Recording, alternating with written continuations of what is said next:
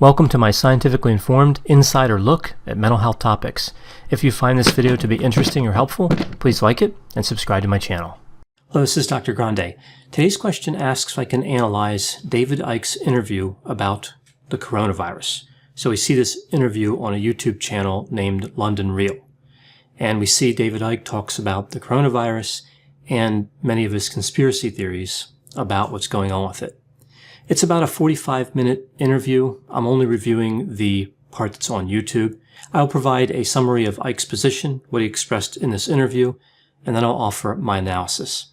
David Icke, of course, is a real person, so I'm not diagnosing anybody here in this video, only speculating about what could be happening in a situation like this. So in this interview, we see no mention of alien lizard humanoids.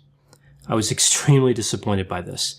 I will still weave them into the narrative here at the end of the video, though.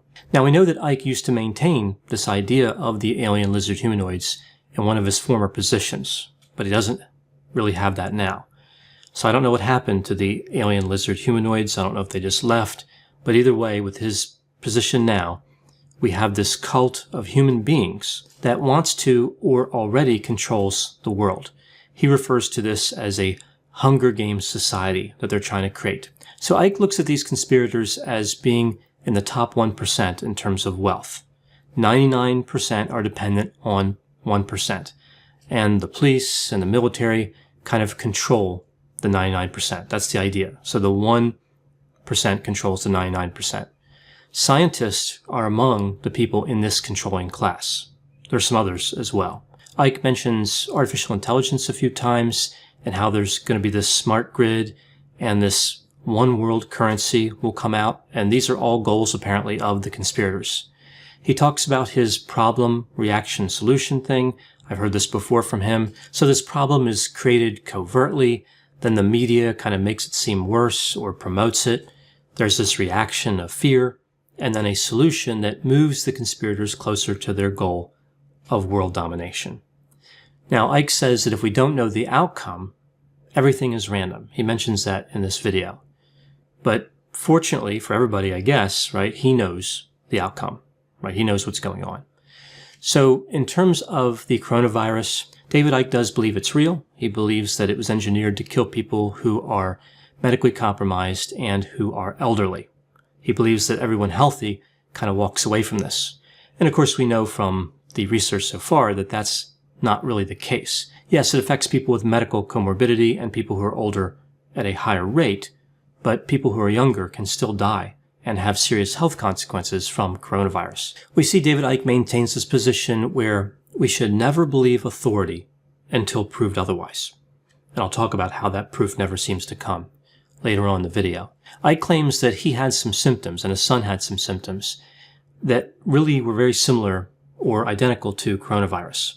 And from this, he draws only one of two conclusions: that he had coronavirus or he had something else with the same symptoms. He wonders why the world economic system is being destroyed by coronavirus, why governments are deciding to shut down businesses.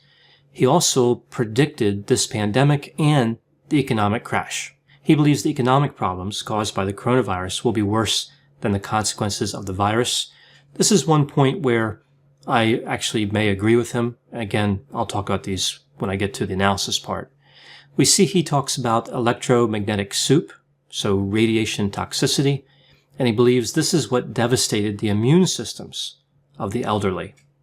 He believes that authority figures don't really care about elderly, and he has a lot of difficulty talking about what's going on in Italy. So he went from talking about Italy when a question was asked to talking about Iran.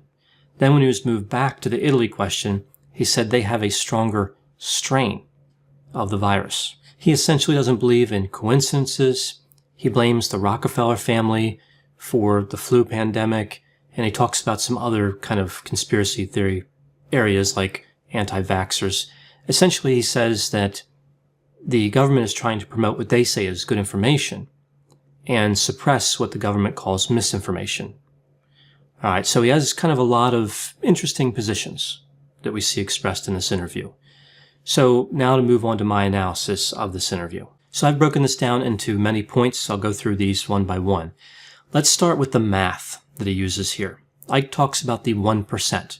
These are the conspirators. There are 7.7 billion people in the world. 1% of that would be 77 million people. So just for a comparison, the population of the United Kingdom is 66 million. That's a lot of conspirators. So I'm supposed to believe that 77 million people have entered into a conspiracy to control the world. Now later in the interview, he refers to the 1% of the 1%. Okay, so maybe he's not good at math, so we'll go with the smaller number. That's still 770,000 people. Seattle, Washington has a population of 744,000 people. 770,000 people have joined into this conspiracy to dominate the world. This would be just about impossible to maintain from a probability theory point of view. 770,000 people, and not one of them has delivered concrete evidence of this conspiracy. Not one of them had a bad day or got into an argument with a coworker and said, you know what, I'm going to expose this whole conspiracy thing, right? Nobody got mad at their boss because they didn't get a raise. No one got into an argument with one of the lizard people. Well, I just had to get that in somewhere, right? I'll get to that later. Again, he backed off the lizard people position. But either way, they didn't get into an argument with anybody, and they're all just kind of staying together. They're actually perfect conspirators. So again, from the point of view of probability and statistics, this just would not happen. Next point, he talks about the problem, reaction, solution. I've heard this before, as I mentioned.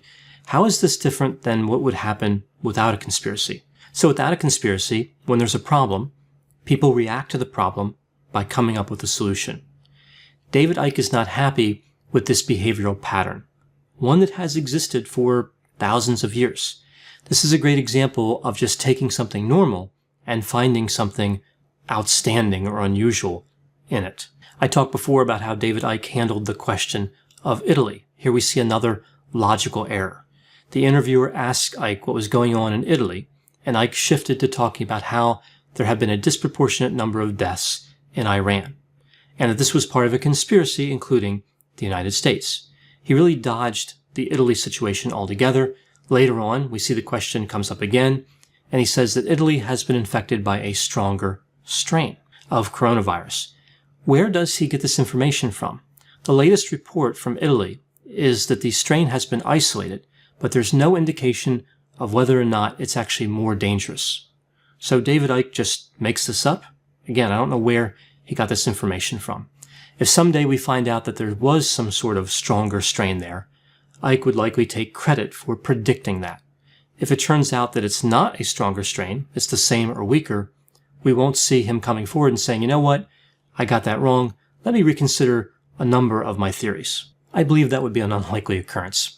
Next point, he says that we should not believe authority until proved otherwise, right? So this is extreme distrust being manifested. So I understand it. David Icke would have us distrust authority, but trust him. So in a sense, he's become an authority among conspiracy theorists. So does that mean that he can't be trusted anymore? Right? There's just a logical problem with how he approaches this.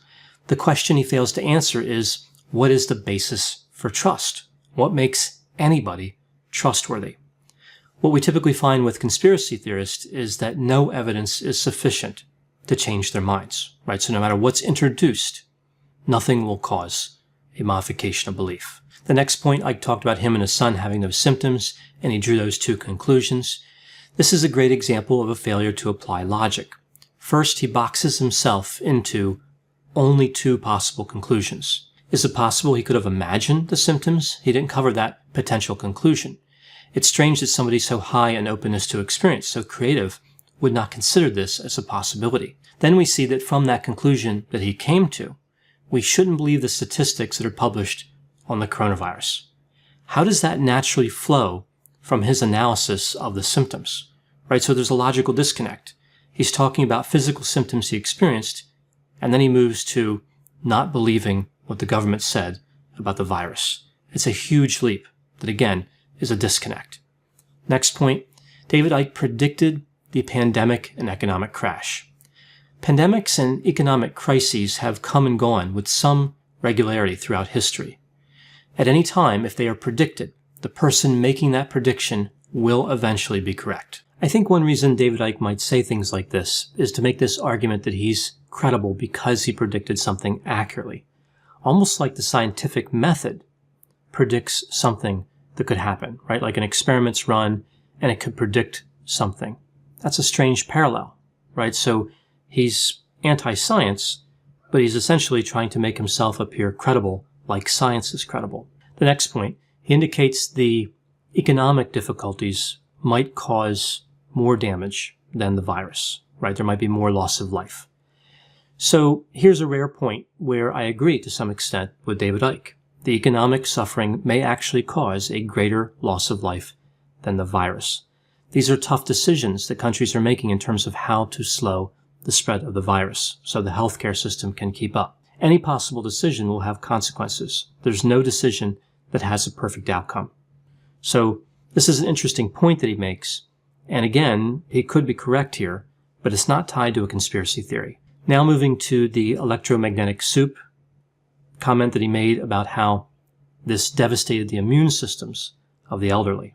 Immune systems become less efficient with age. Even before we knew what immunity was, we knew that as people age, they more easily fall victim to illnesses that would not have affected them when they were younger. This particular theory that electromagnetic radiation is responsible for this decrease in immune functioning is actually a fairly prominent belief among conspiracy theorists. Next point, David Icke indicates that authority figures do not care about the elderly. The reason I bring up this point is because this really speaks to how he tries to go after people's feelings. He doesn't know that they don't care. It's very easy to say that somebody else doesn't care. It plays on the feelings of the public. It's a quick thing to put out there that may resonate with a lot of people, but it's purely emotional based. He doesn't have evidence that somebody cares or does not care. He just throws these things out, I think just for that emotional effect. Next point, David Icke indicates that coincidences aren't really coincidences at all, that somebody's behind it, making things happen. This is the whole not believing coincidences narrative. I've heard this many times before. It's fairly consistent with the idea of not believing that something could be random. The problem with this philosophy is it invariably leads to conspiracy theories, right? So this is one of the traps that conspiracy theorists fall into with their thinking. Moving on to the next point, we see that David Icke indicates that the government is promoting what they think is good information and suppressing him, essentially. Here's what I hear when David Icke says this.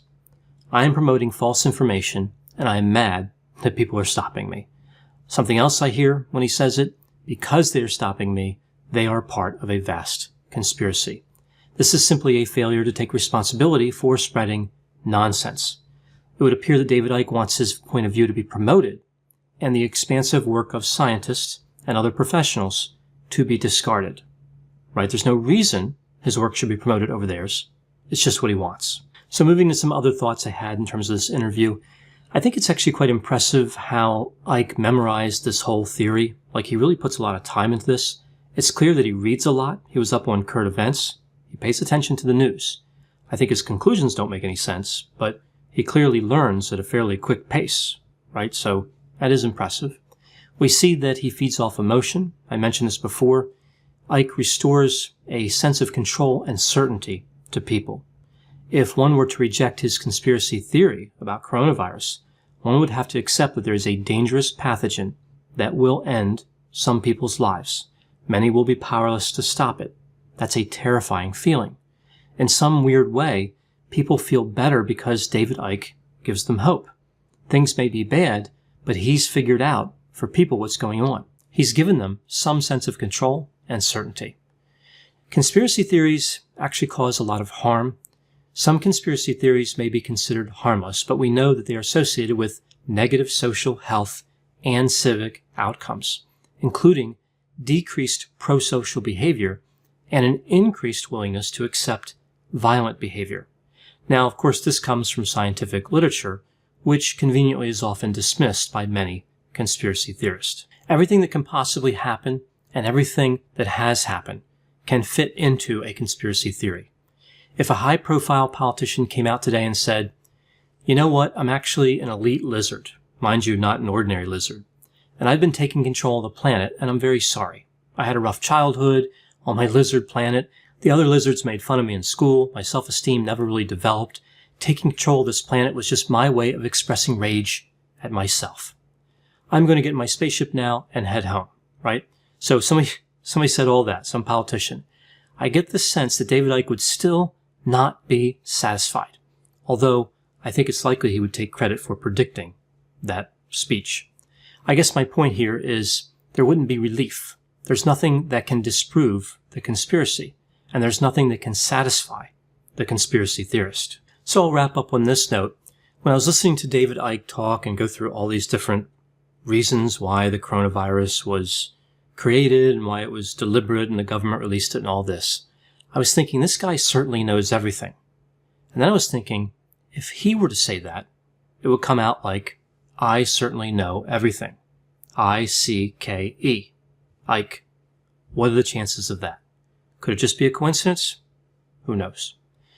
I know whenever I talk about conspiracy theories, there will be a variety of opinions. Please put any opinions and thoughts in the comment section. They always generate an interesting dialogue. As always, I hope you found my analysis of this topic to be interesting. Thanks for watching.